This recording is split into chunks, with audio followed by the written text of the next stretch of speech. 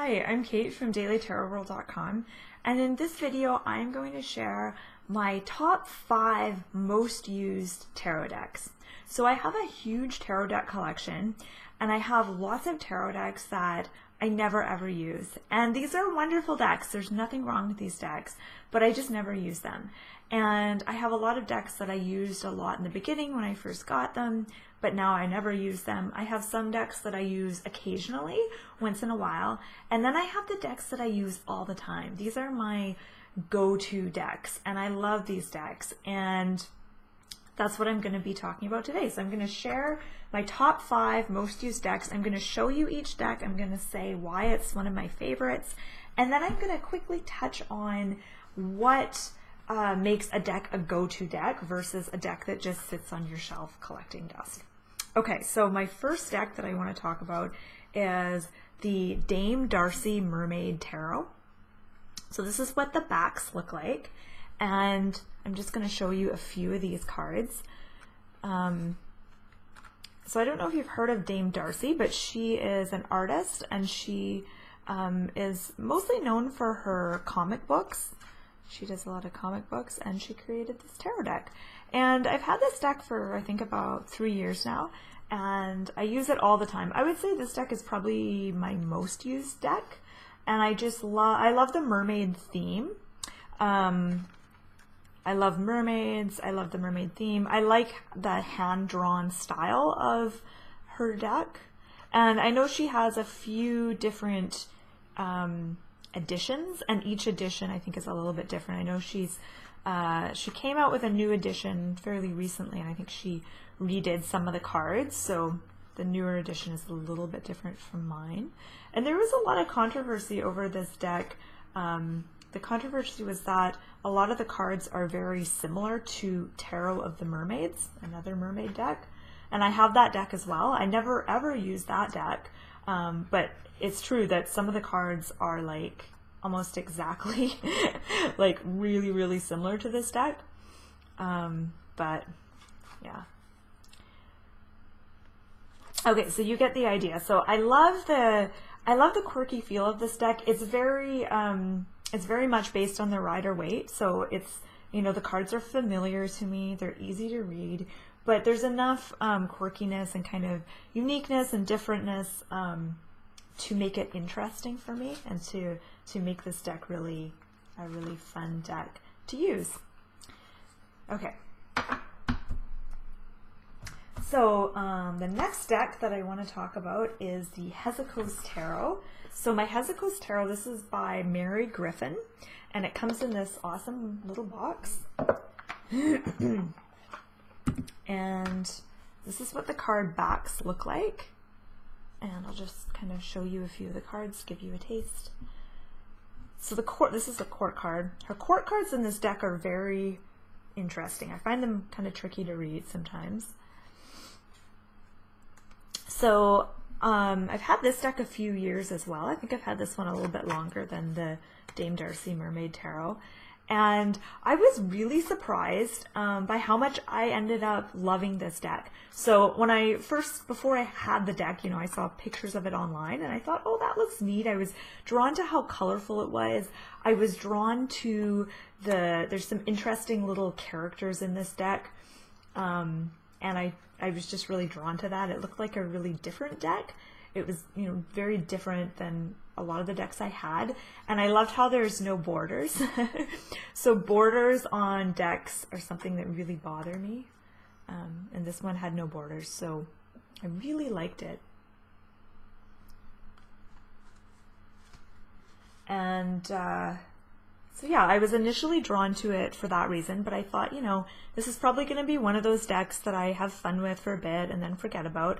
But it's proven to be one of my most used decks. I love it. I find it generally pretty easy to read with. It is based on the Rider-Waite Smith design, so it's, you know, it's familiar to me. And I don't know, there's just something about the characters in this deck, the coloring, the fact there's no borders, and I feel like each card kind of has a story, each card kind of pulls you in. and allows you to kind of contemplate the cards in a different way. So this has been one of my most loved, most used tarot decks. Okay, so I'm gonna put this deck back in its box. And the next one I want to show you is the Crystal Visions Tarot. This is by Jennifer Galasso, and this is probably, out of all my decks, the one I've used the most, just because I'm noticing it has more wear and tear, and they are very sturdy cards. So I did end up trimming this deck, so this is what the backs look like. So when I first got them, they had white borders, which really drove me crazy. I didn't like them, so I used a paper cutter and a corner cutter to trim my deck. So as you can see, these cards are really glossy.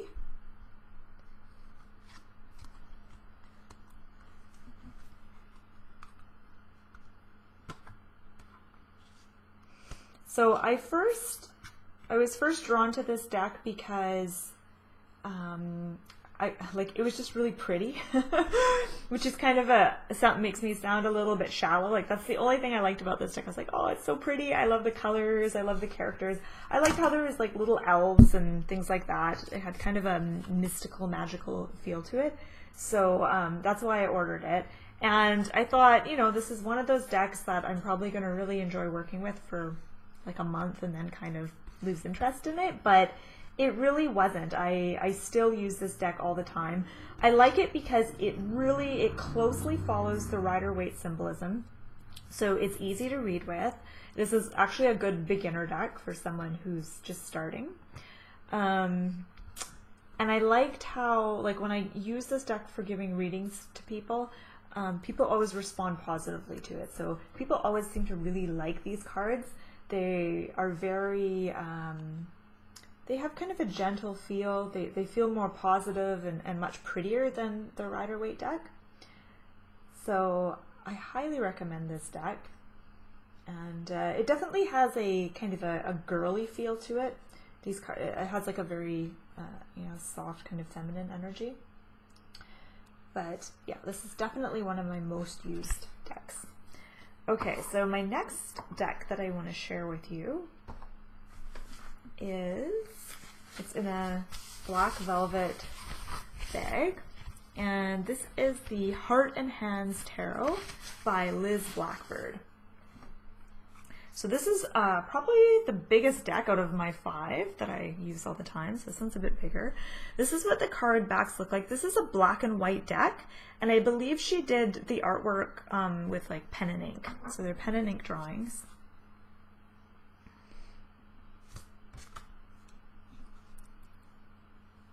And out of all my most used, out of the 5 most used decks that I'm showing you, this is my newest one. So I don't even think I've had this one a full year. And I was wondering if I would like this deck. You know, before I got it, I looked at pictures online and I thought, oh, that looks really cool. I really like the artwork. I was really drawn to it. And but I thought, oh, I'm so into color, and I really use color to tap into my intuition and to feel out the kind of mood of each card. So I thought, I wonder how I'm gonna read with this deck. And it turned out to be, this is probably the most easiest deck to read with, in my opinion, in my collection. And I don't know if that's just for me, but I feel like this is one of the easier decks to read with. And I actually really like the lack of color. So the black and white color scheme for me kind of, I feel like it creates space in my mind, and it just feels very, even though a lot of these cards are, I don't want to say busy, but there's a lot going on in them. It feels uncluttered. The fact that it's black and white makes it feel very uncluttered, and there's just something refreshing about the lack of color. So I love this deck. It's awesome. It's a little bit different, like the symbolism it's a bit different than the Rider-Waite Smith deck. Like, it's definitely based on the Rider-Waite Smith deck, but a lot of the cards feature hands, which is kind of cool. So working with this deck has allowed me to kind of get a deeper understanding of each card and look at them a different way. Okay, so that is the Heart and Hands Tarot by Liz Blackbird. Now for the last tarot deck, drum roll, is the Universal Waite Tarot. So this is just a classic tarot deck. This is it's a recoloring of the original Rider-Waite deck. So this is basically the Rider-Waite deck, but it's been recolored, so the colors are a bit brighter and a little bit prettier. So I'll show you the backs first. So this is what the backs look like. The cardstock is glossy, and these cards do have white borders. For some reason on this deck it doesn't bother me. I'm not sure why. So you're probably familiar with this deck. You've probably seen, I mean, this is basically the Rider-Waite Smith deck. And this isn't my favorite deck, but it's the deck that I often gravitate to, especially when I'm doing readings for other people. Mainly because people are familiar with this deck. I'm familiar with this deck. It's a classic. It's easy to read with. It gets the job done. I like this deck. It's not the prettiest deck. It's not, you know, the best deck I own or anything, but it's the deck that I you know, it's one of my go-to decks. It never disappoints. So yeah, so I was trying to think, you know, what makes my decks that are my go-to decks, what makes a go-to deck, and what makes a deck something that just sits on my shelf. And a lot of the decks that I have sitting on my bookshelf collecting dust are awesome decks. Like, they're not bad decks by any means, and I love them. But I've noticed that often the themed decks that I get, I don't use them as much, except for the Dame Darcy Mermaid Tarot. That's a theme deck. So I've noticed a theme there. A lot of the theme decks I have I don't use as often. And I tend to like simpler cards. I have a lot of decks that are very, very busy, where there's a lot going on, and those can be really interesting decks to work with, but they usually aren't my go-to decks. I tend to look for decks that do follow the Rider-Waite Smith format and symbolism closely, because I find that those decks are the easiest for me to read with, and it just feels more simple when I read with those decks. So those are kind of the only things I could come up with, and I was trying to think of, you know, it's kind of the magic thing that would make a deck a go-to deck versus a deck that just sits on my shelf. But that's all I came up with. So I want to turn this conversation over to you, and I want to ask you, what are your go-to decks? And maybe you just have one deck, and that's fine. But what are the decks or deck that you always use, that you keep coming back to again and again? And what do you think? Why do you think that is? You know, what in your opinion makes a deck a go-to deck as opposed to a deck that just gets used occasionally? So I look forward to hearing your comments and your views, and just leave me a comment below this video. And I just want to say thank you so much for watching, and check out my website, dailytarotworld.com. I've got tons of fun free tarot resources on my site. So I've got how-to videos, I've got deck reviews, I've got a tarot blog, weekly readings, and much more. So check it out, and thanks for watching.